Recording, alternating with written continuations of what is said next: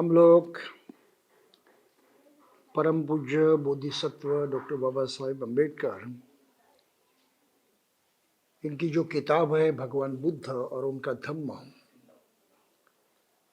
उसका अध्ययन करने जा रहे हैं। इसकी पार्श्वभूमि पहले दो प्रवचन हमने देखी है कि इस हालात में बाबा साहब ने एक ग्रंथ लिखा, इसका उद्देश्य क्या था ये भी हमने देखा है। आज से हम प्रत्यक्षात इसमें जो कुछ लिखा है वो जानने की कोशिश करेंगे। अर्थात इस ग्रंथ की जो शुरुआत होती है, ये शुरुआत उस वक्त की जो अवस्था थी, यानी बुद्ध के काल में, बुद्ध के समय में इस भूमि को, जिसको जम्बू द्वीप कहा जाता था, भारत नहीं जम्बू द्वीप कहा जाता था, और आज के भारत के यानी उपलक्ष्य में वो काफ़ी बड़ा था जम्बूद्वीप, जिसमें श्रीलंका भी आ जाता था। तो जम्बूद्वीप के हालात क्या थे और वहाँ कैसी अवस्थाएं थे, इसका वर्णन बाबा साहब ने अपने इस ग्रंथ के पहले भाग में किया है, जिसका हम संक्षिप्त में सिर्फ परिचय करवा लेंगे और मुख्य विषय की वस्तु की तरफ बाद में बढ़ेंगे। तो बुद्ध के काल में, यानी ईसा पूर्व 5वीं शती में, यहाँ जम्बूद्वीप में 16 जनपद थे, यानी 16 अलग अलग प्रकार के राज थे, जिसमें कुछ जनपद थे और जिसमें कुछ राजाशाही भी थी। तो उसका वर्णन बाबा साहब ने यहाँ पर किया है। हाँ, जो हमें सभी देखने की आवश्यकता नहीं, सिर्फ जाते जाते नाम सुनेंगे कि उस वक्त आंग राजा था, मगध का राज था, काशी, कौशल, वज्जी, मल्ल, चेती, वत्स, कुरु, पांचाल, मच्छ, सुरसेन, अस, अवंती, गांधार और कंबोज आदि 16 प्रकार के राज थे।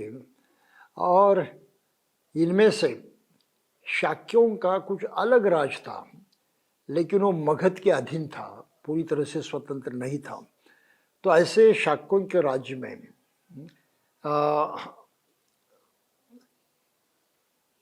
जिसकी राजधानी कपिलवस्तु थी, वहाँ पर एक महान बुद्धिवादी कपिल मुनि जो पहले होकर गए थे, उनके नाम से ये नगर का नाम रखा था। और उसमें जयसेन नामक एक शाक्य रहता था। शाक्य उनका सरनेम है, शाक्य कुल कहा गया। तो जयसेन नामक शाक्य रहता था और उसके 5 पुत्र थे। सिंहनु उसका पुत्र था, और सिंहनु को भी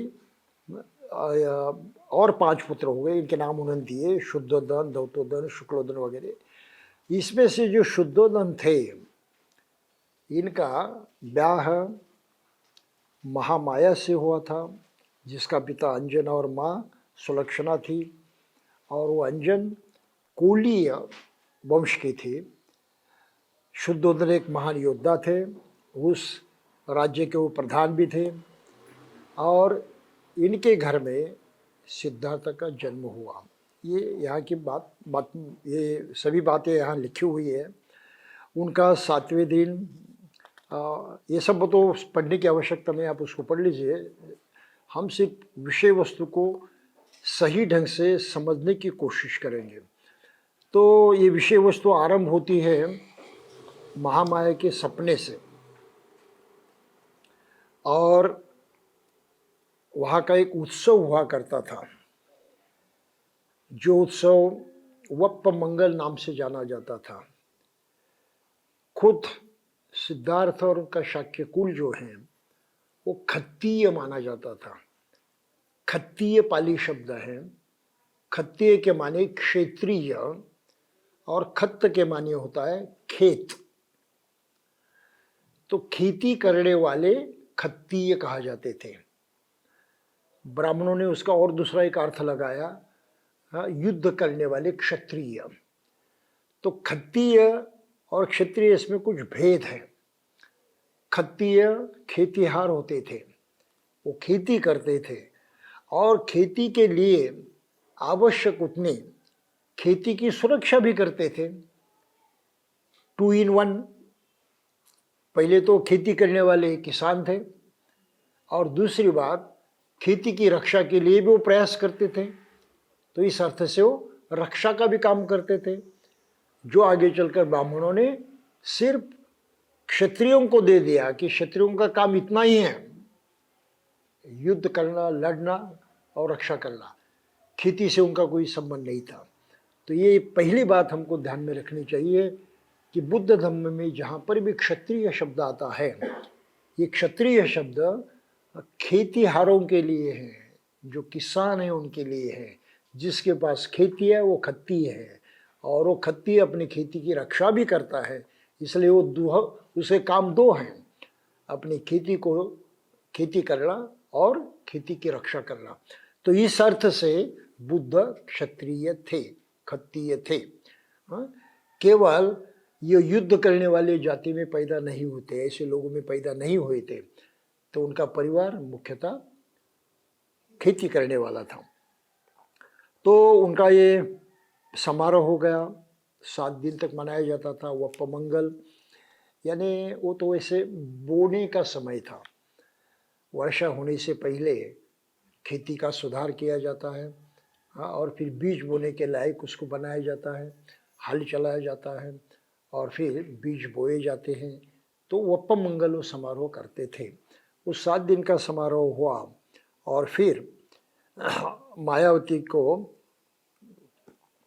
एक उन्हीं दिनों में एक सपना दिखाई दिया। वो सपना जो है वो इस तरह से उन्होंने देखा कि वो अपनी शैया पर सो रही थी और चतुर्दिक महाराजिक देवता उनकी शैया को उठाकर ले गए और उन्होंने उसे जाकर हिमालय क्षेत्र में एक विशाल शाल वृक्ष के नीचे रख दिया। वे देवता श्रेष्ठ पुरुष कुछ बगल में खड़े थे।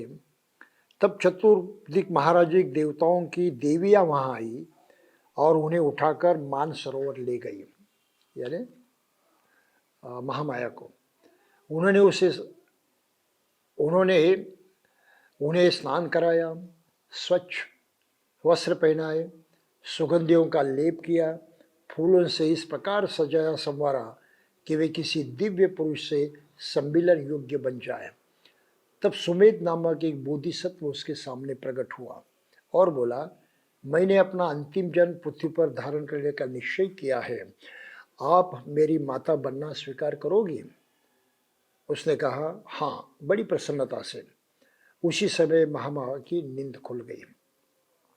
फिर दूसरे दिन जब सुबह महामाया ने शुद्धोधन का अपना स्वप्न बताया, तो स्वप्न की व्याख्या करने में राजा तो स्वयं असमर्थ था, तो उसने 8 ब्राह्मणों को बुलाया, उनके नाम भी दिए हैं।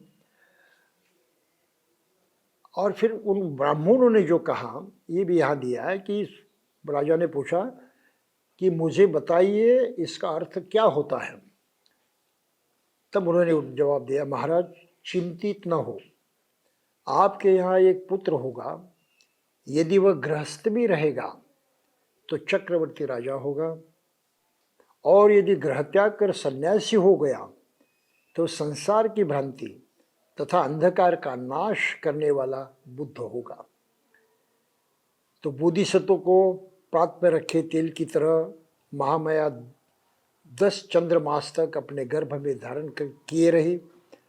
प्रसव का समय समीप आ पाया तो उसने अपने मायके जाकर शिशु को जन्म देने की इच्छा व्यक्त की। अपने पति से उसने कहा, मैं अपने पिता के घर देवदह जाना चाहती हूँ। फिर देवदह के मार्ग पर शाल वृक्षों का तथा अन्य पुष्पित एवं अपुष्पित वृक्षों के एक उद्यानवन में वो गुजर रही थी। वह लुम्बिनी वन कहलाता था। जिस समय पालकी गुजर रही थी उस समय सारा लुम्बिनी वन दिव्य चित्रलता उपवन अथवा किसी प्रतापी राजा के लिए सुसज्जित भोज मंडप जैसा लग रहा था। जड़ से शाखाओं की ओर छोर तक पेड़ फल फूलों से लदे थे और विचित्र ध्वनि कर रही सुंदर रंगों वाली अनगणित मधुमक्खियों और अनेक प्रकार के पक्षियों के झुंड मधुर तान छेड़ रहे थे। तो इस मनोरम दृश्य को देखकर महामाया के मन में इच्छा उत्पन्न हुई कि वह वहाँ कुछ समय रुके और मनोविनोद करे।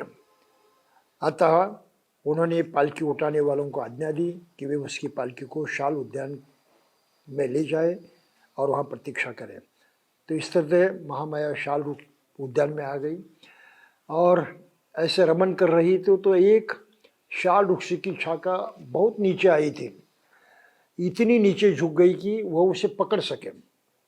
महामाया पंजों के बल पर खड़ी हो गई और उन्होंने वो शाखा पकड़ ली। तुरंत ही शाखा हिली और उसके साथ वह भी ऊपर की ओर उठ गई और इसके झटके से महामाया प्रसव वेदना होने लगी। उस शाल वृक्ष की शाखा पकड़े हुए खड़े खड़े ही महामाया ने एक पुत्र को जन्म दिया। तो बुद्ध की जन्म की मूल कहानी यहाँ पर बताई है। फिर वहाँ से वापस कपिलवस्तु गए, वहाँ फिर बुद्ध का नामकरण हुआ और उसी दौरान एक असित नामक जो सन्यासी था, मुनि कहा जाता था, बहुत ही प्रसिद्ध था, उनका आगमन हुआ। आसित मुनि ने सुना कि देवगण बुद्ध शब्द के उच्चार से आकाश को गुंजयमान कर रहे हैं। उन्होंने देखा कि वे अपने वस्त्रों को उछालते हुए प्रसन्नता से मारे इधर उधर घूम रहे हैं। वह सोचने लगी क्यों मैं वहाँ न जाऊँ और उस स्थान का पता लगाऊँ जहाँ बुद्ध ने जन्म ग्रहण किया है।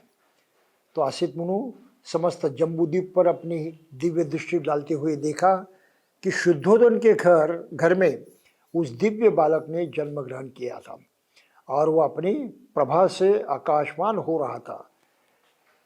उसके ही जन्म पर देवतागण रोमांचित हो रहे थे। अभी बारीकी से सुनिए क्या है, बाद में देखेंगे उसका अर्थ क्या है। और फिर वह असित मुनि वहाँ पर चले गए शुद्धोदन के घर। राजा को सूचना मिली, तब राजा ने उनका स्वागत करते हुए दरबार में उनको बैठाया और अपने पुत्र को उन्होंने असित मुनि के सामने प्रस्तुत किया। असित मुनि ने उनसे पूछा था, राजन तुम्हें पुत्र लाभ हुआ है, मैं उसे देखने की इच्छा से ही यहाँ आया हूँ। शुद्धोदन बोले, मुनिवर बालक इस समय सोया हुआ है, क्या आप थोड़ी देर प्रतीक्षा करेंगे? मुनि बोले, राजन इस तरह के दिव्य प्राणी देर तक नहीं सोते हैं, वे तो स्वभाव से ही जागरूक होते हैं। तब बालक ने महान मुनि पर अनुकंपा करते हुए अपने जगने का संकेत दिया और फिर तो राजा ने बालक को मुनि के सामने ही प्रस्तुत किया। तो उनके मुंह से एक रहस्यमय वाक्य निकला, निस्संदेह जगत में ये अद्भुत पुरुष उत्पन्न हुआ है। और वो अपने आसन से उठे, दोनों हाथ जोड़े और उनके पैरों पर गिर पड़े। उन्होंने बालक की परिक्रमा की और उसे अपने हाथों में लेकर विचारमग्न हो गए। आसित मुनि पुरानी भविष्यवाणी से भलीभांति परिचित थे कि जिसके शरीर में गौतम की ही तरह के 32 महापुरुष लक्षण थे, वह इन 2 गतियों में से किसी एक को सुनिश्चित रूप से प्राप्त होगा, तीसरी को नहीं। यदि गृहस्थ रहेगा तो चक्रवर्ती सम्राट बनेगा और यदि गृह त्याग कर प्रवजित हो जाएगा तो सम्यक संबुद्ध बनेगा। आसित मुनि को निश्चय था कि यह बालक गृहस्थ नहीं रहेगा। बालक की ओर देखकर आसित मुनि रो पड़े। आंसू बहाते हुए उन्होंने गहरी सांस ली। शुद्धोदन ने आसित मुनि को आंसू बहाते और गहरी सांस लेते हुए देखा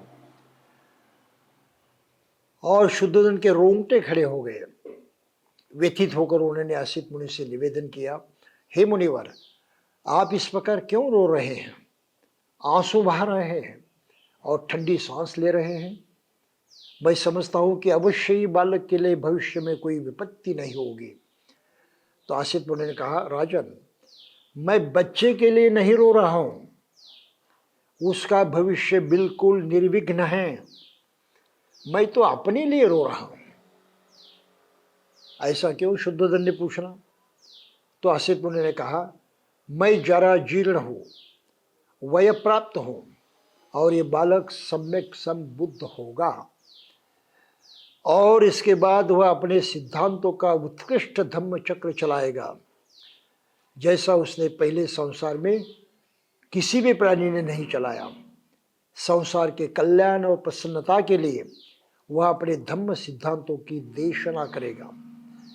जिस धार्मिक जीवन की, जिस सद्धम्म सिद्धांत की वह घोषणा करेगा, वह आदि में कल्याणकारक होगा, मध्य में कल्याणकारक होगा, अंत में कल्याणकारक होगा। वह अर्थ तथा व्यंजन की दृष्टि से निर्दोष होगा, वह परिशुद्ध एवं परिपूर्ण होगा। और जिस प्रकार इस संसार में कभी कहार, कहीं उदुम्बर का फूल पुष्पित होता है, उसी प्रकार अनंत गुणों के बाद इस संसार में कभी कहार और कहीं कहीं बुद्धों का प्रादुर्भाव होता है। राजन, इसी प्रकार निस्संदेह ये बालक श्रेष्ठतम सम्यक बुद्धि लाभ करेगा, और ऐसा करने के बाद असंख्य प्राणियों को इस दुखमय सागर के पार सुख की अवस्था में पहुंचाएगा। लेकिन मैं उन बुद्धों को नहीं देख सकूंगा, इसलिए राजन, मैं रो रहा हूँ और दुख के कारण ठंडी सांस भर रहा हूँ। मैं अपने जीवन में उन बुद्ध की पूजा नहीं कर पाऊंगा। इस तरह से उनका वार्तालाप हुआ और फिर आसित मुनि चले गए। उसके बाद 5वें दिन बच्चे का नाम रखा गया सिद्धार्थ। नामकरण का बड़ा जश्न मनाया जा रहा था, लेकिन महामाया अचानक से बीमार हो गई और उसके रोग ने गंभीर रूप धारण किया। जब उन्हें लगा कि उनका अंत समय निकट आ पहुंचा है, तो उन्होंने शुद्धोधन और प्रजापति को अपनी शैया के समीप बुलाया और कहा, मुझे विश्वास है कि असित ने मेरे बच्चे के बारे में जो भविष्यवाणी की थी वह सच होगी। मुझे यही दुख है कि मैं उसे पूरा हुआ न देख सकूंगी। मेरा बालक शीघ्र ही मात्रहीन हो जाएगा, लेकिन मुझे इसकी तनिक भी चिंता नहीं है कि मेरे बाद उसका लालन पालन ठीक प्रकार से होगा या नहीं। भविष्य के अनुरूप उसकी समुचित देखभाल नहीं होगी। तो प्रजापति, मैं तुम्हें अपना बच्चा सौंपती हूँ। मुझे लेश मात्र भी संदेह नहीं है कि तुम उसके लिए उसकी माँ से भी बढ़कर हो जाओगे। आप दुखी न हो, मुझे मरने की अनुमति दे। ईश्वर बुलावा आ गया है और उसके दूत मुझे ले जाने के लिए प्रतीक्षा कर रहे हैं। इतना कहकर महामाया ने अंतिम सांस ली। तो 5वें दिन महामाया का देहांत हो गया और सिद्धार्थ की जो मौसी थी महाप्रजापति, वो उसकी माँ बनी। तो यहाँ तक की ये कहानी आ जाती है। फिर और बचपन में जब सिद्धार्थ थोड़ा चलने फिरने की योग्य हो गया और बातचीत करने लगा, तो शाक्य जनपद के मुखिया इकट्ठा हुए।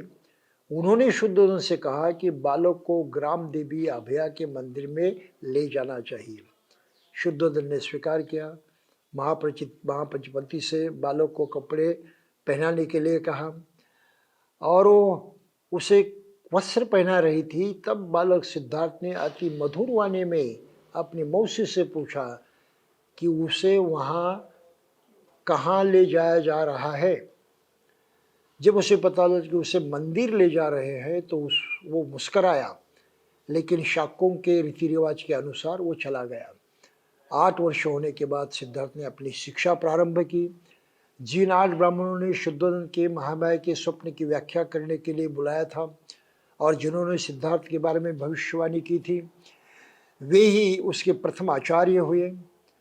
जो कुछ वे जानते थे, जब से सब सिखा चुके, तब शुद्धोधन ने उद्दीक देश के उच्च कुलोत्पन्न प्रथम कोटि के भाषाविद तथा व्याकरण दर्शन, वेद वेदांग तथा उपनिषदों के प्राप्ति ख्याति प्राप्त विद्वान सब्बमित को बुलावा भेजा और उनके हाथ पर सोने के पात्र से समर्पण का जल सिंचन करके शुद्धोधन ने सब्बमित को शिक्षण के निर्मित सिद्धार्थ को सौंप दिया। ये दूसरा आचार्य था।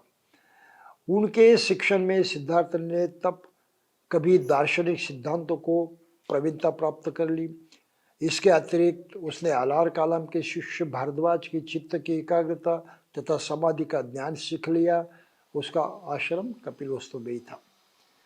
ये जल्दी जल्दी हम देख रहे हैं क्योंकि इसका सही अर्थ हमको आगे देखना है। जब कहीं सिद्धार्थ अपने पिता के खेतों में जाता था तो वहाँ कोई काम नहीं होता था, तो किसी एकांत स्थान में जाकर ध्यान का अभ्यास करने लगा। उसके मानसिक विकास के लिए सभी प्रकार की शिक्षाएं तो दी जा रही थी, किंतु उसे क्षत्रिय के योग्य सैनिक प्रशिक्षण प्रदान करने में कोई कोर कसर नहीं छोड़ी थी। शुद्धोधन को इस बात का पूरा ध्यान था कि कहीं ऐसी गलती न हो पाए कि सिद्धार्थ में मानसिक गुणों का ही विकास हो और पौरुष यानी पौरुषत्व में बिछड़ जाए। सिद्धार्थ स्वभाव से कारुणिक था। वह ये पसंद नहीं करता था कि एक आदमी दूसरे आदमी का शोषण करे। एक बार वह अपने कुछ मित्रों सहित अपने पिता के खेत पर गया। वहाँ उसने देखा कि मजदूर खेत जोत रहे हैं, बांध बांध रहे हैं, पेड़ काट रहे हैं, किंतु तपती धूप में उनके तन पर पूरे कपड़े भी नहीं हैं। उस दृश्य से वो द्रवित हो उठा। उसने अपने मित्रों से कहा, क्या ये उचित है कि एक आदमी दूसरे आदमी का शोषण करे? ये कैसे ठीक हो सकता है कि मजदूर मेहनत करे और मालिक उसकी मजदूरी के फल से गुलछर्रे उड़ाए? उनके मित्रों के पास उसके प्रश्न के कोई उत्तर नहीं था, क्योंकि वे जीवन में के सभी पुराने दर्शन में विश्वास करने वाले थे। तो शक्य लोगों का वप्पमंगल तो उत्सव मनाया जाता था। धान बोने के प्रथम दिन मनाया जाने वाला ये ग्रामीण पर्व था। प्रथा के अनुसार उस दिन हर शाक्य को स्वयं अपने हाथों से हल जोतना पड़ता था। सिद्धार्थ ने भी करके देखा। तो आगे ये कहानी ऐसे बढ़ती जाती है कि उसकी शिक्षा जो है हर ढंग से हो गई। उसको ये युद्ध शास्त्र जो है, हथियार चलाने की जो शिक्षा है वो भी दे दी गई। और ये सब करते करते भी उसकी मानसिकता कुछ अलग ही थी। और इस मानसिकता को लेकर प्रजापति गौतमी बहुत चिंतित थे। क्या मानसिकता थी उसकी? वो उसके साथ तर्क कहती थी। माँ उससे बात करती थी, तुम भूल गए हो कि तुम एक क्षत्रिय हो और लड़ना ही तुम्हारा कर्तव्य है। युद्ध कौशल तो शिकार के माध्यम से ही सीखा जा सकता है, क्योंकि शिकार करके ही तुम सीख सकते हो कि किस प्रकार ठीक ठीक निशाना लगाया जा सकता है। योद्धा के लिए शिकार ही प्रशिक्षण भूमि है। सिद्धार्थ बहुता गौतमी से पूछा करता था, लेकिन माँ, एक क्षत्रिय को क्यों लड़ना चाहिए? और गौतमी उत्तर दिया करती थी, क्योंकि उसका कर्तव्य है। तो सिद्धार्थ उसके उत्तर से कभी संतुष्ट नहीं होता था। वह गौतमी से पूछा करता था, माँ ये बताओ कि एक आदमी का ये कर्तव्य कैसे हो सकता है कि वो दूसरे आदमी को मारे? गौतमी तर्क देती थी, ये मनोवृत्ति एक सन्यासी के लिए ही ठीक हो सकती है, लेकिन तुम क्षत्रियो को तो अवश्य ही लड़ना चाहिए। यदि क्षत्रिय नहीं लड़ेगा तो राज्य की सुरक्षा कौन करेगा? तो सिद्धार्थ कहता था, लेकिन माँ, यदि सब क्षत्रिय परस्पर एक दूसरे से प्रेम करे तो क्या बिना किसी को मारे वह राज्य की सुरक्षा नहीं कर पाएंगे? इस पर गौतमी उसे उसके ही निर्णय पर छोड़ देती थी।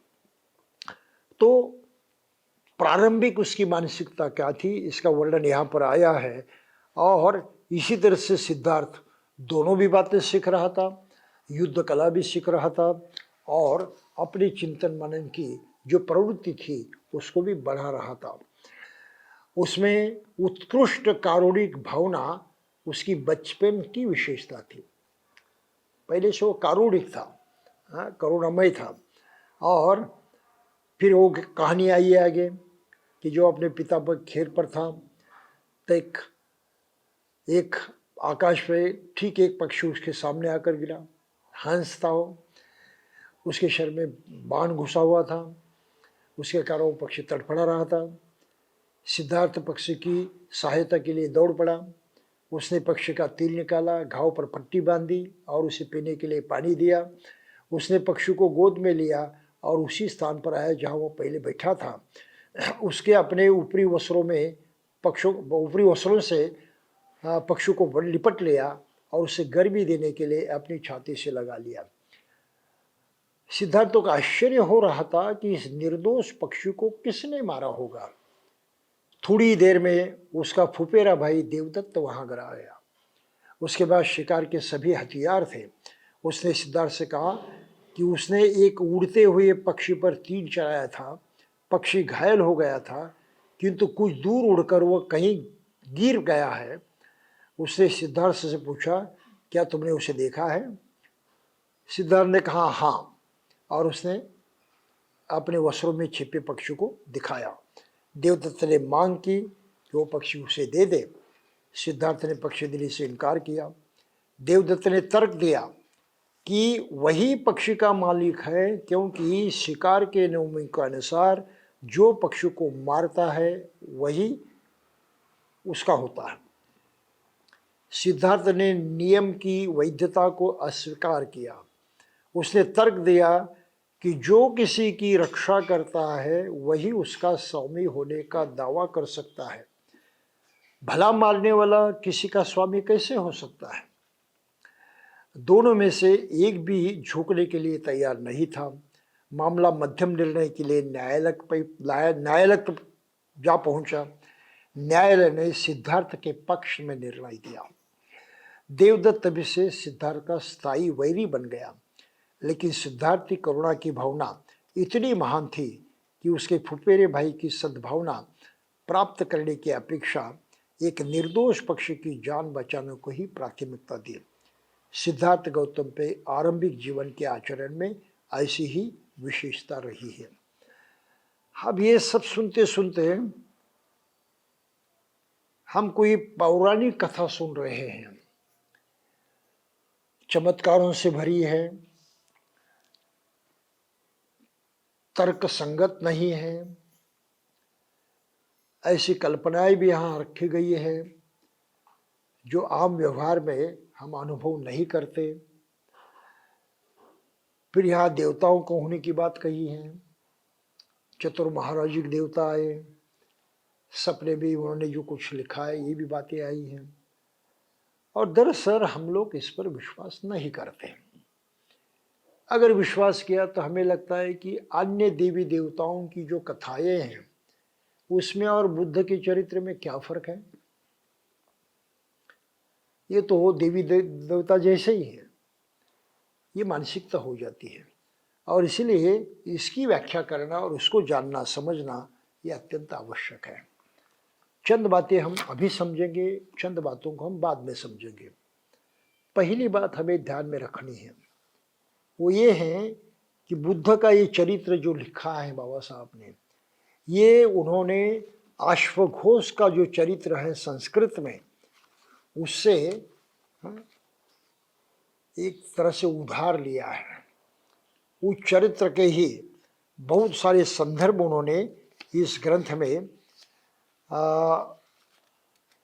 लिए हैं, और इसके अनुसार उसने अपने बाबा साहब ने इस ग्रंथ की रचना की है।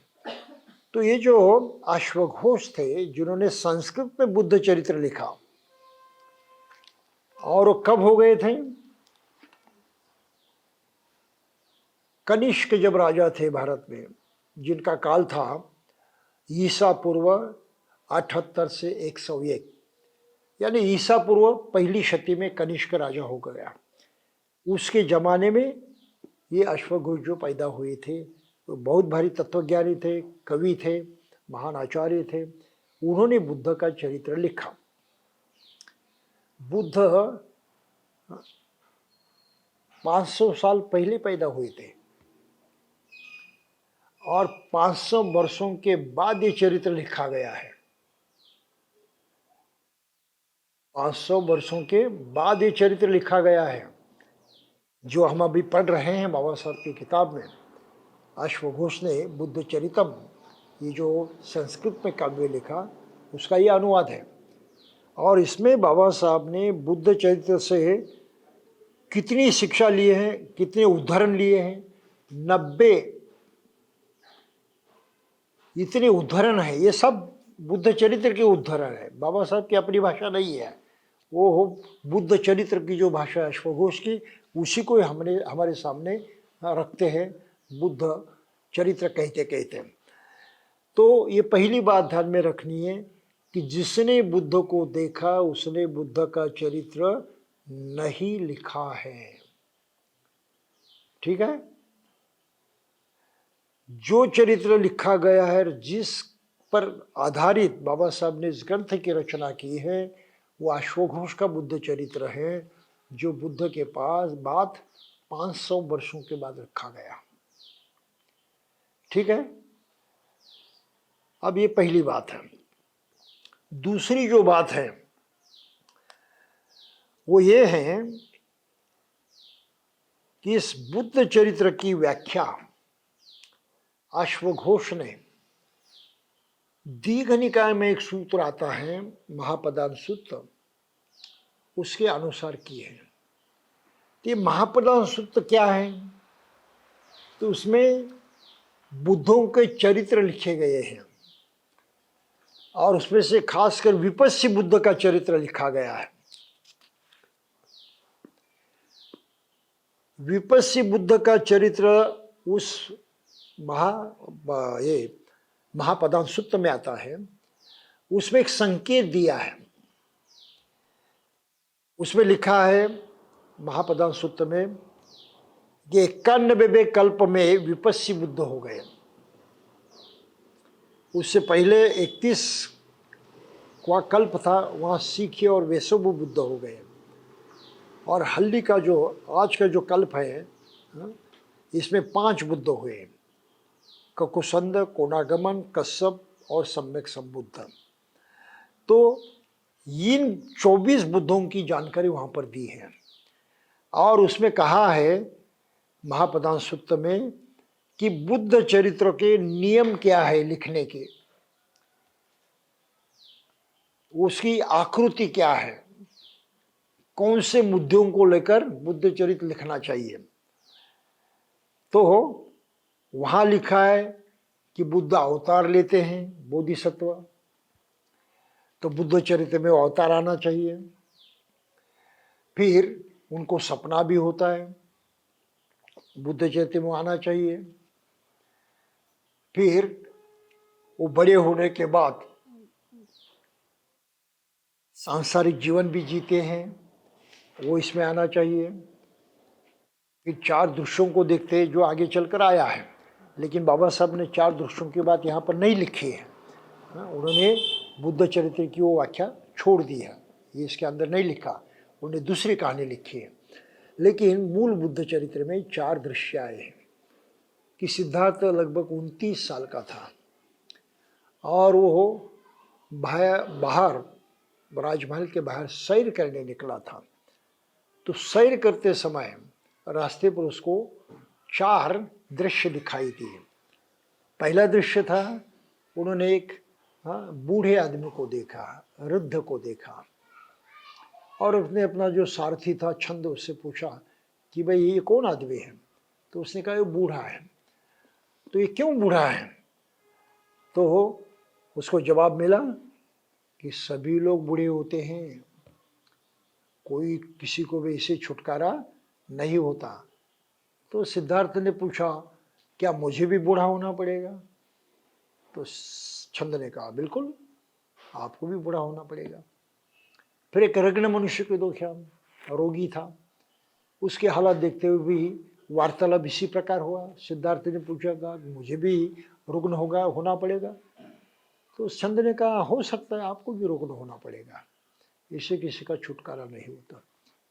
फिर एक मृत व्यक्ति को देखा, शव को देखा। सिद्धार्थ ने वो भी पूछा तो मर गया, क्या मैं भी मर जाऊंगा? तो छंद ने कहा कि हाँ आपको भी तो मरना होगा, कोई बचने वाला नहीं है। फिर एक सन्यासी को देखा तो उन्हें कहा ये कौन आदमी है? तो उन्हें कहा ये ऐसा आदमी है जो प्रयास कर रहा है हाँ इस सभी प्रकार के दुखों से मुक्त होने का। और तब सिद्धार्थ वापस आ गया, सोचने लगा कि यहाँ तो रहना अभी बेकार है, हमें भी उसी मार्ग की तलाश करनी चाहिए जिससे हम इन दुखों से मुक्त हो जाए। और फिर रात के अंधेरे में उसका तब लड़का भी था, उसकी शादी हो चुकी थी, लड़का भी था, राहुल पैदा हुआ था। उनका बाहर से ही दरवाजे से दर्शन करते हुए रात के अंधेरे में घर बार छोड़कर वो निकल गया। तो ये कहानी जो है इस चरित्र में आती है, ये बाबा साहब ने यहाँ पर नहीं लिखी, उन्होंने शादी की बात आगे लिखी है। ये पढ़ने की कोई आवश्यकता नहीं, तो हम समझ सकते हैं, इतने डिटेल पढ़ने की आवश्यकता नहीं है। फिर पुत्र का निर्माण हुआ, जन्म हुआ, उसके बारे में कुछ ज़्यादा कहने की जरूरत नहीं। पर जैसे ही पुत्र के जन्म की वार्ता उनके कानों तक पहुँचे तब सिद्धार्थ ने एक ही शब्द कहा, राहुल। राहुल की मैंने श्रृंखला है, ये बेड़ी है, बेड़ी का जन्म हुआ है, एक श्रृंखला का जन्म हुआ है जिससे मेरे पैर जो हैं संसार से हमेशा के लिए बांधे जाएंगे। तो सिद्धार्थ नाम का अर्थ, ये राहुल नाम का अर्थ है श्रृंखला, बेड़ी। तो हम लोग राहुल नाम तो बड़े चाव से रखते हैं और उसका अर्थ कभी ध्यान में लेते ही नहीं, प्रॉब्लम है ना। तो कोई भी हो, इस तरह की एक कहानी यहाँ तक आ जाती है और फिर यहाँ से आगे की कहानी बिल्कुल बदल जाती है। महाप्रधान सुत्त ने बुद्ध की सच्ची कहानी नहीं लिखी, अलग अलग बौद्धों की कल्पना की है और कल्पना से उनका चरित्र ऐसे ढांचे में लिखना चाहिए ये तय किया और उसी ढांचे में हाँ ये अश्वघोष ने चरित्र लिखा है। बस इतनी बात जाते जाते ध्यान में रखना है। ये सवाल यहाँ नहीं उठाने हैं कि क्या ये सच है, क्या ऐसा हुआ है, किसी को पता नहीं क्या ये सत्य है। सिर्फ सत्य हम उस बात को मान सकते हैं कि हाँ बुद्ध वास्तव में एक मनुष्य रूप में पैदा हुए थे। बुद्ध के माँ बाप भी थे। बुद्ध अच्छी स्थिति में यानी सुखदायी वैभव संपन्न परिस्थितियों में जीते थे। यहाँ तक तो बातें हमें कबूल करनी चाहिए और ये इसलिए कबूल करनी चाहिए कि लुम्बिनी में जो अशोक स्तंभ प्राप्त हुआ कनिंघांग को, पिछली बार मैंने कहा था, वो उसमें लिखा है कि यहाँ बुद्ध का जन्म हुआ था। राजा अशोक ने यहाँ आकर प्रणाम किया, वंदन किया और ये स्तंभ निर्माण किया उसकी स्मृति में और इस गांव को कर मुक्त कर दिया। ये लिखा है। जब से ये लिखा हुआ दुनिया को मालूम हुआ तब पूरी दुनिया ईश्वर विश्वास करने लगे कि हाँ बुद्ध पैदा हुआ था, मनुष्य जीवन उन्होंने पाया था, एक ऐतिहासिक पुरुष है, ये कोई कल्पना नहीं है। उनका चरित्र काल्पनिक लगता है, कल्पनाओं से भरा लगता है, लेकिन ये कल्पनाएं सत्य नहीं हैं। उनका एक मनुष्य के रूप में अस्तित्व था, यही सच्चाई है। इस बात को हमने ध्यान में रखना चाहिए। और फिर इसी को लेकर जैसे हम आगे बढ़ते हैं तो राजा कोशिश करता है बहुत सारे ढंग से। बाबा साहब ने यहाँ से बुद्ध चरित्र को थोड़ा सा टर्न दे दिया, वो पारंपरिक विषय को आगे नहीं बढ़ा रहे हैं। पारंपरिक विषय बुद्ध का गृह त्याग हो जाता है, फिर वो परिक्रमा उनकी जो चलती है उसका वर्णन जो है उसमें पाते हैं। चार आर्य सत्य दृश्य जो है, चार दृश्य, उसका भी बहुत अधिक वर्णन हम बुद्ध चरित्र में पाते हैं। लेकिन बाबा साहब ने ये सब बाजू में छोड़ दिया। यहाँ तक का चरित्र उन्होंने बुद्ध चरित्र के अनुसार लिखा है, फिर आगे भी कुछ बातें उन्होंने बुद्ध चरित्र से लेकर लिखी हैं, लेकिन यहाँ से जो बातें शुरू होती है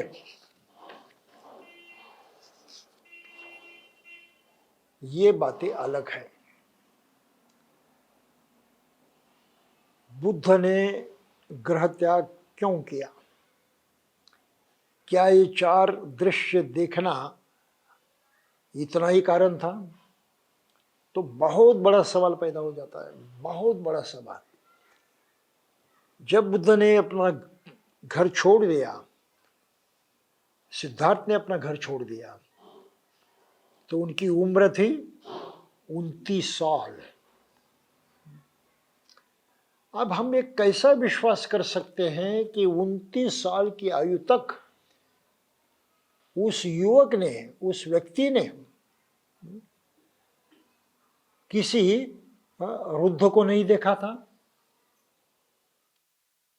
29 साल में प्रत्यक्षात उसके माता पिता भी तो रुद्ध हो गए होंगे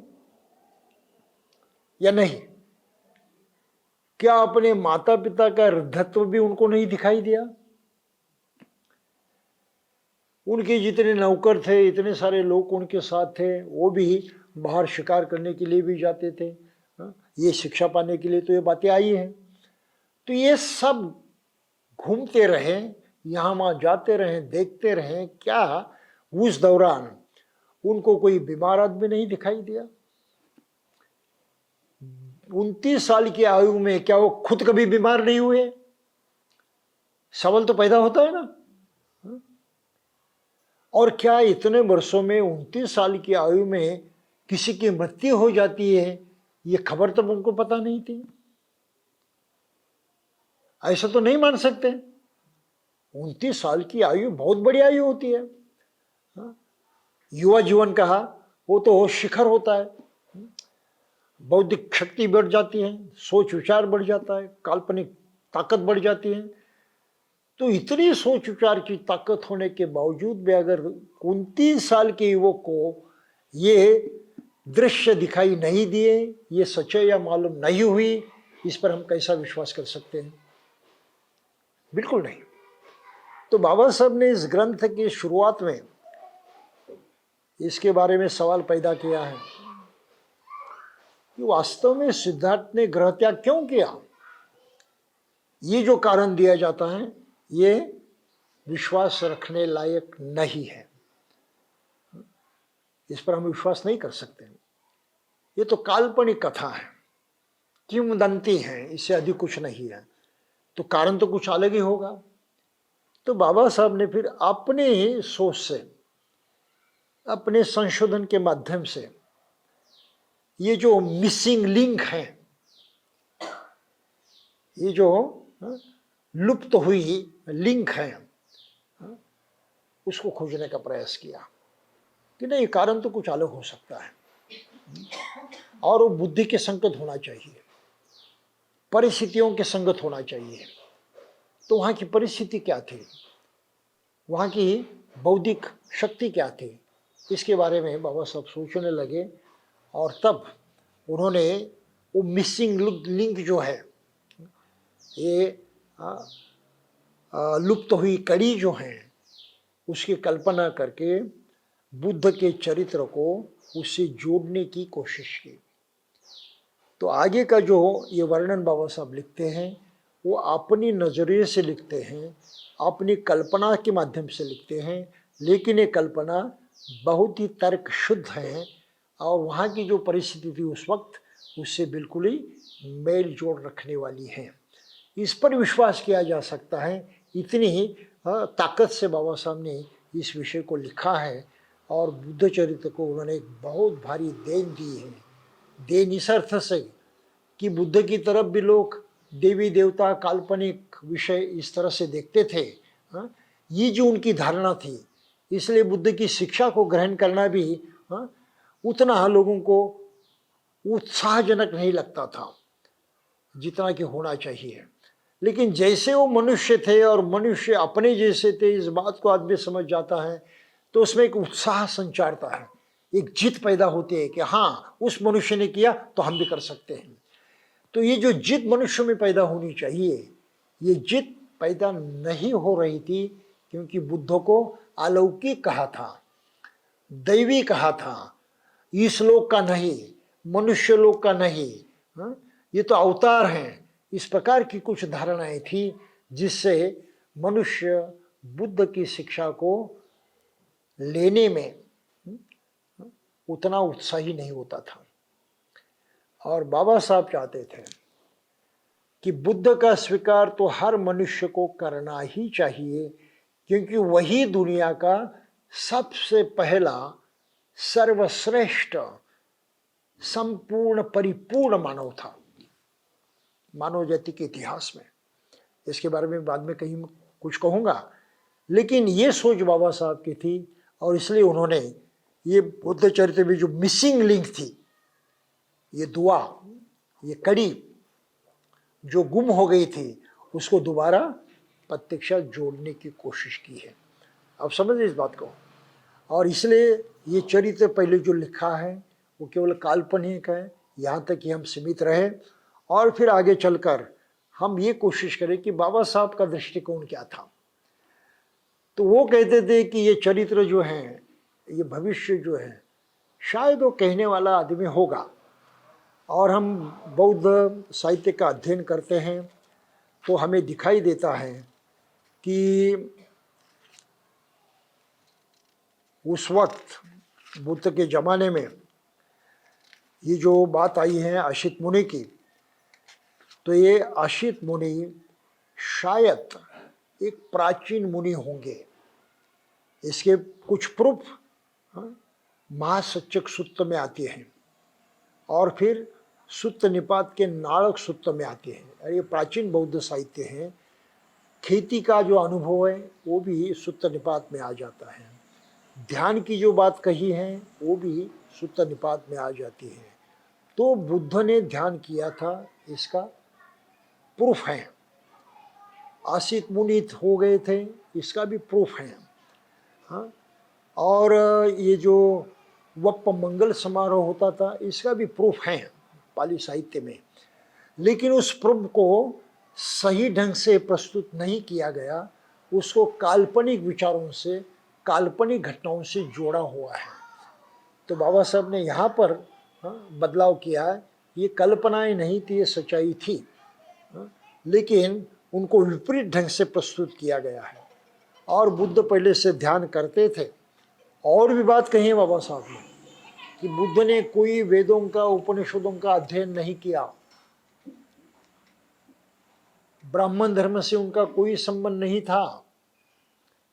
उस वक्त के जो शाक्य थे, उस वर्ग के जो लोग थे, तब ब्राह्मण धर्म पूरे देश पर छाया हुआ नहीं था।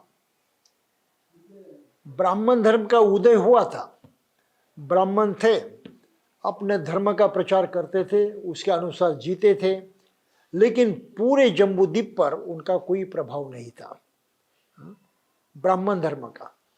ब्राह्मण धर्म को 17वीं सदी में, यानी आज से 500 वर्ष पहले, आज से 500 वर्ष पहले हिंदू धर्म कहलाने लगे। हिंदू धर्म, ये नाम कब से अस्तित्व में आया है? सिर्फ 500 साल पहले से। बुद्ध के जमाने में 2500 साल पहले ये नाम नहीं था। समझ रहे हैं? सिर्फ ब्राह्मणों का धर्म था, ब्राह्मण जाति का धर्म था। वो अपने विश्वास पर, विश्वास के अनुसार जीते थे और उस पर कायम रहते थे। तो उनके धर्म का समाज में कोई प्रभाव ही नहीं था, आम जनता को कोई उससे लेन देन ही नहीं थी। तो क्यों कर सिद्धार्थ जाकर उनके धर्म की पढ़ाई करे? कोई जरूरत ही नहीं। इसलिए ये भी सत्य है कि बुद्ध ने ब्राह्मणों के धर्म की कोई पढ़ाई नहीं की, जबकि अनेक चरित्रकारों ने ये लिखा है कि उन्होंने ब्राह्मणों के धर्म की पढ़ाई की। और इसका गैर फायदा उठाते हुए और एक बात चल रही है जिसका आज हमें जिक्र करना है। बातें चल रही हैं कि आजकल लगभग सभी हिंदू, खासकर ब्राह्मण, इस तरह से प्रचार करते हैं कि बुद्ध का जन्म हिंदू धर्म में हुआ था। बुद्ध हिंदू जन्मे, हिंदू धर्म में जन्मे, हिंदुओं का जीवन जिए, और जो उपनिषद थे हमारे ग्रंथ, उसकी शिक्षा उन्होंने प्राप्त की और हिंदू धर्म में सुधार करने की कोशिश की। तो सुधारणावादी हिंदू थे। क्या थे? धर्म में सुधार करने वाले हिंदू थे, लेकिन थे हिंदू। तो राधा कृष्ण कहते हैं बुद्ध ये तो हिंदू धर्म का बगावती लड़का है, बगावत करने वाला, रिबेल चाइल्ड ऑफ हिंदुइज्म, बगावत करने वाला लड़का था। तो हिंदू, लेकिन हिंदू धर्म में उसने बगावत की और नए विचार को प्रस्तुत किया। तो बुद्ध धर्म भी नया नहीं है, ये हिंदू धर्म का एक हिस्सा है, ये स्वतंत्र धर्म वगैरह नहीं है। और बुद्ध ने जो कुछ शिक्षा दी वो सभी शिक्षा उपनिषदों से लाई है, बुद्ध के अपने नहीं है। बुद्ध ने सब उधार लिया हिंदुओं से। तो इस तरह से ब्राह्मण आज की तारीख को बुद्ध को हिंदू ठहराने की कोशिश करते हैं और हिंदू धर्म की ही शिक्षा उन्होंने अपनी भाषा में दी है, बगावत करते हुए इस प्रकार का वो प्रतिपादन करते हैं जो 100% गलत है। कैसे? मैंने बताया, हिंदू ये धर्म उस वक्त अस्तित्व में नहीं था। 500 साल हो गए हिंदू शब्द अस्तित्व में आ गया धर्म के नाम से, और इसका भी महत्वपूर्ण कारण है। कारण बिल्कुल सीधा सा है। जब 8वीं सदी से काबुल कंदाहार के रास्ते से मुसलमानों का आक्रमण इस देश पर होने लगा, तो पहले वो मुसलमान आते थे, यहां जीतते थे, संपत्ति सब कुछ लूटते थे और चले जाते थे। जैसे गजनी के मोहम्मद का इतिहास हम देखते हैं। गजनी तो यहाँ अफगानिस्तान में है, बहुत ज़्यादा दूर नहीं भारत से, और अफगानिस्तान भी कभी भारत का हिस्सा था, यानी जम्बूद्वीप का हिस्सा था। तो ये 16 साल का लड़का था जब वो बादशाह बना, गजनी का मोहम्मद। कितने साल का? 16 साल का। अपनी सेना लेकर उसने भारत पर आक्रमण किया। तो आक्रमण के बीच में आते हैं सिंधु प्रांत, सिंध का भी राजा था। फिर पंजाब है, पंजाब में भी राजा थे। फिर राजस्थान है, और राजस्थान में ढेर सारे ये राजपूत राजा थे। और राजस्थान को क्रॉस करते हुए फिर गुजरात में आ जाता है। गुजरात का भी राजा अलग था। और फिर वो सोमनाथ तक जाता है। तो सोमनाथ कच्छ से जुड़ा हुआ है, कच्छ के भी अपने राजा थे। तो इतने सारे हिंदू लड़ाकू राजा जिसको राजपूत कहते हैं, और वो इतना गर्व करते हैं अपनी शूरता पर, पूछो मत, हम सबसे शूर। तो इतने सब शूर राजा होते हुए भी ये 16 साल का लड़का उनको पराजित करते हुए अपने जो अश्वत्थ है उनके पैरों तले उनको दबाते हुए सोमनाथ तक आ जाता था, सौराष्ट्र में। और वो सोमनाथ भी है अरबी समुद्र के तट पर। उसको लूट कर वो चला जाता था। पहली उसकी जो लड़ाई थी तो बहुत ही रोमांचक है। जैसे उसका आक्रमण होते हुआ सोमनाथ तक पहुंचने लगा, तो सोमनाथ के लोग कहने लगे, नहीं, हमारी देवता इतनी जागृत है, ये जैसे यहाँ आएगा और इस सीमा को स्पर्श करेगा, जो दीवार बनी थी, तट था, कोट, वैसे भस्म हो जाएंगे, मर जाएंगे। लड़ने के लिए तो कोई तैयार था ही नहीं। जो लड़ने वाले थे उनको तो इन्होंने परास्त कर दिया था। यहां आया तो देखा, हाँ, दरवाजे सब बंद हैं।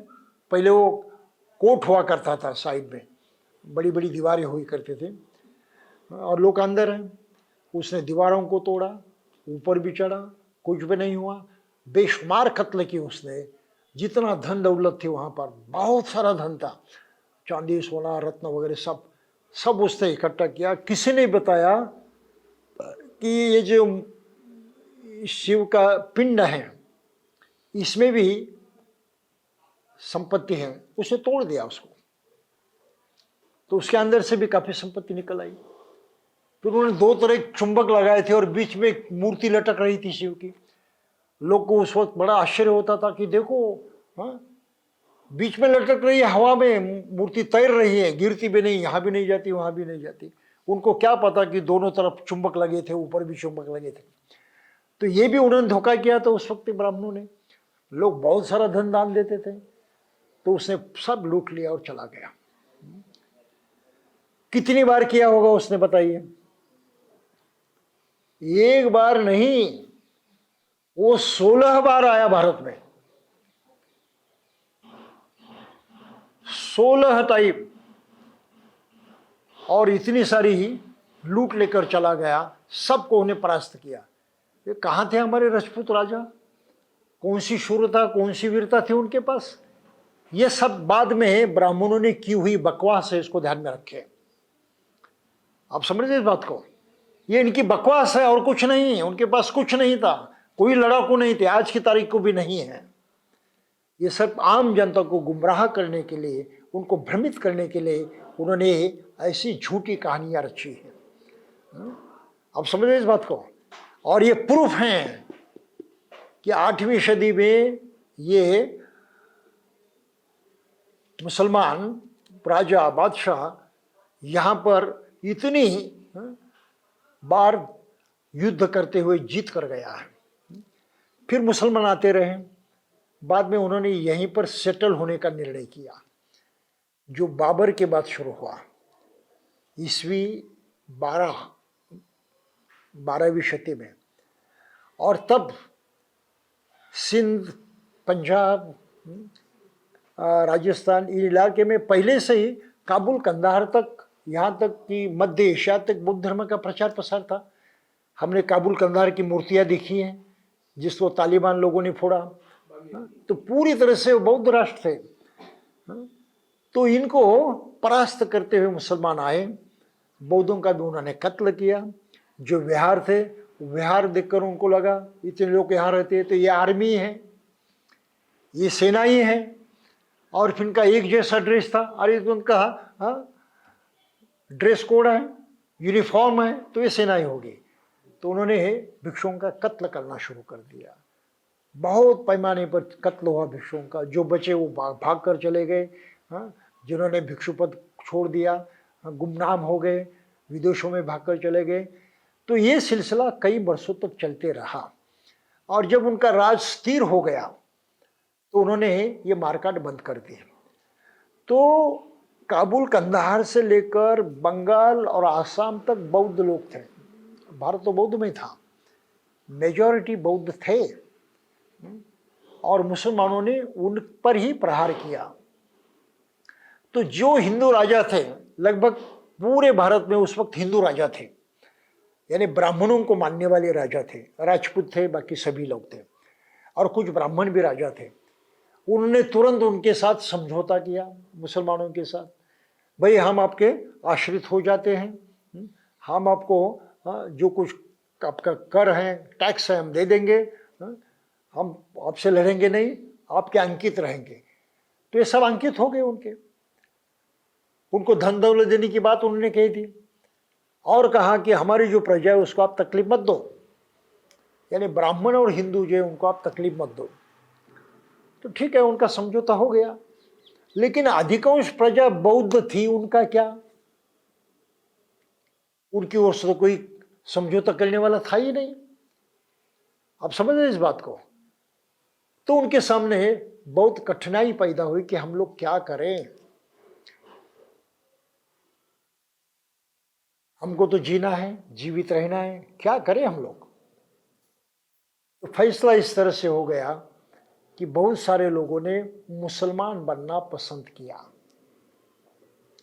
हिंदू नहीं बनना चाहते थे वो, क्यों? तो जातिवाद है, विषमता है, बहुत ही भारी शोषण है, इसका वो अंग नहीं बनना चाहते थे। आप समझ रहे इस बात को? तो उनके लिए उससे आसान रास्ता यही था कि हम मुसलमान बनेंगे ताकि ये शोषण नहीं होगा, जातिवाद नहीं होगा। और इसलिए बाबा साहब ने कहा है कि सिंध से लेकर यहां बंगाल तक मुसलमानों की संख्या ज्यादा क्यों है?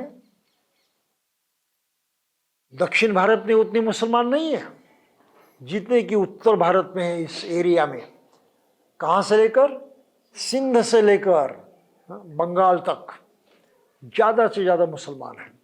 इतनी संख्या क्यों बढ़ी? इसका कारण यह था कि बहुतांश बौद्ध मुसलमान बने।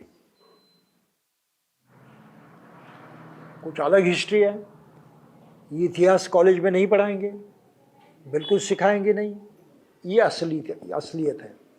तो बाबा साहब का कहना यह है कि मुसलमानों के कारण भारत से बौद्ध धर्म का नुकसान हुआ। उन्होंने भिक्षुओं का कत्ल किया, बाद में वो शांत हो गए। तब तक तो ढेर सारे बौद्ध मुसलमान बन चुके थे, और जो भिक्षु थे, भिक्षु यहाँ नहीं रहे। परिणाम ये हुआ कि भिक्षुओं का काम करने वाला कोई नहीं रहा। उपासक वर्ग कुछ दिनों तक चलाते रहा ऐसे वैसे, लेकिन चंद दिनों में ये भी उनके लिए असंभव हो गया, क्योंकि धम्म का गहरा आचरण करने के लिए गृहस्थ आदमी के पास समय कहाँ था? ग्रंथों का गहरा अध्ययन करने के लिए उसके पास समय कहाँ था? वो तो अपनी घर गृहस्थी चलाते हुए धर्म का कुछ काम कर रहा था, लेकिन उसका गहरा अध्ययन करने वाले जो पूरा टाइम धम्म को देते थे, हाँ, भिक्षु संघ नष्ट हो गया।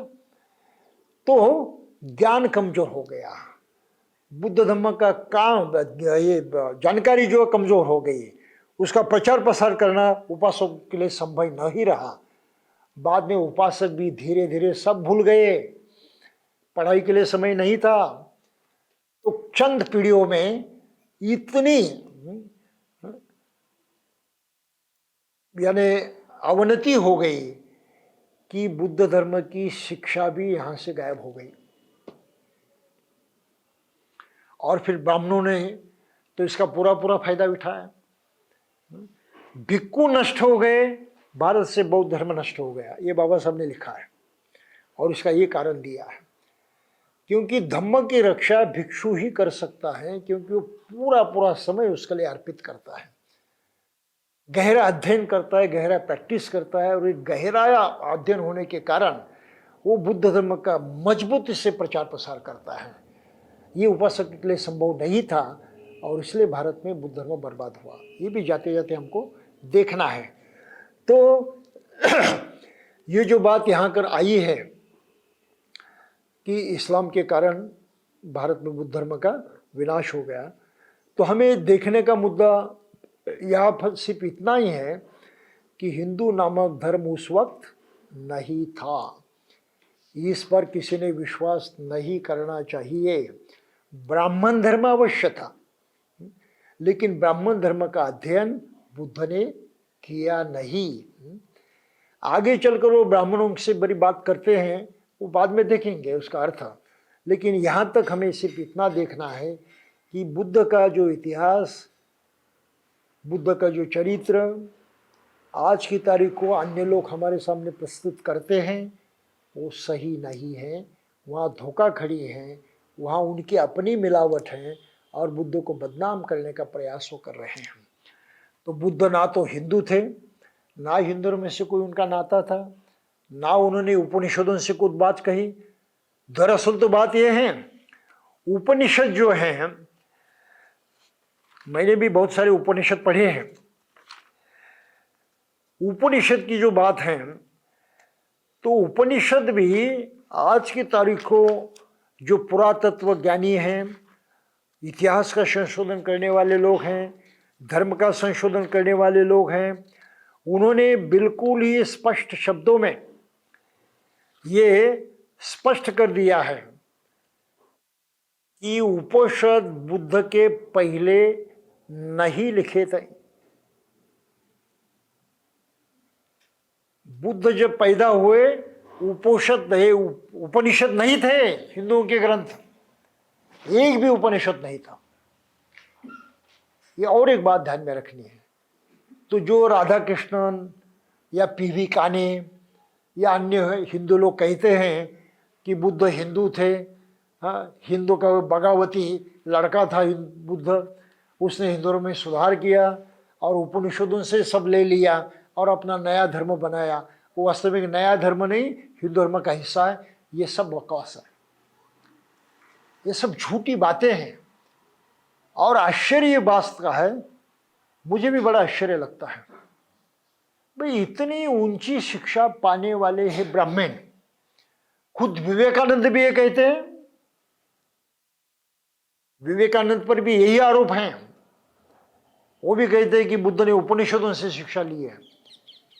और आज के वैज्ञानिक और संशोधक कहते हैं कि सबसे पुराना उपनिषद जो बृहदारण्यक था और छांदोग्य था, वो बुद्ध के जमाने में लिखा गया।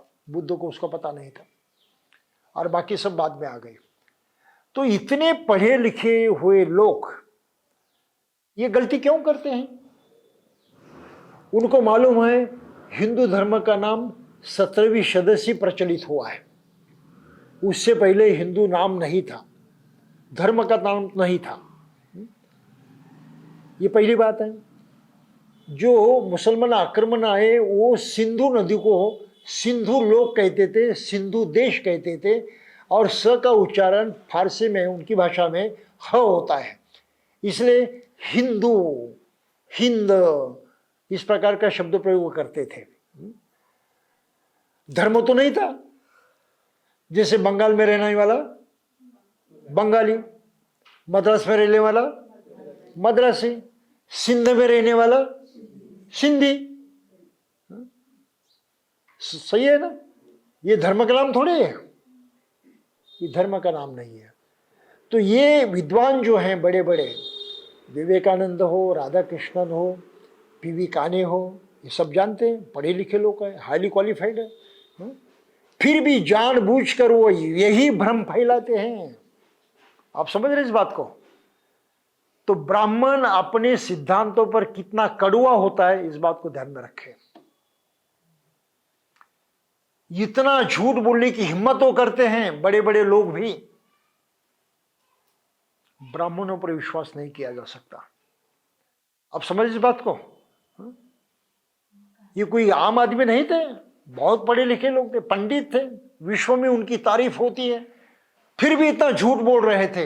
अरे भाई, उस वक्त तो हिंदू नाम ही नहीं था, तो आप कैसे कहते हो कि बुद्ध हिंदू था? सारासार झूठ है ना। और ये डॉक्टर राधाकृष्णन ने कहना चाहिए, प्रोफेसर ऑफ फिलॉसफी। विवेकानंद ने कहना चाहिए, हिंदुओं का सबसे बड़ा सन्यासी।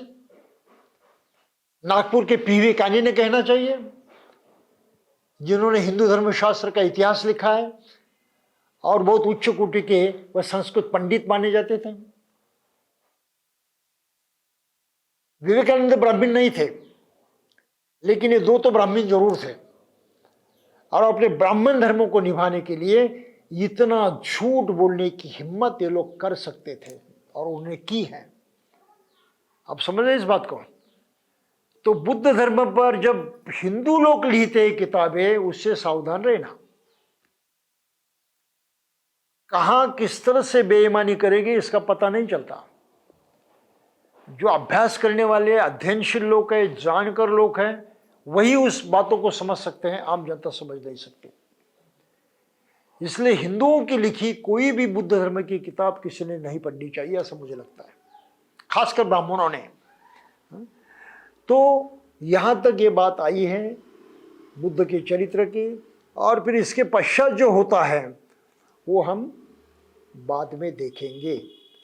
आज के लिए अपने पास उतना समय नहीं है, हम लगभग अपना समय समाप्त कर चुके हैं।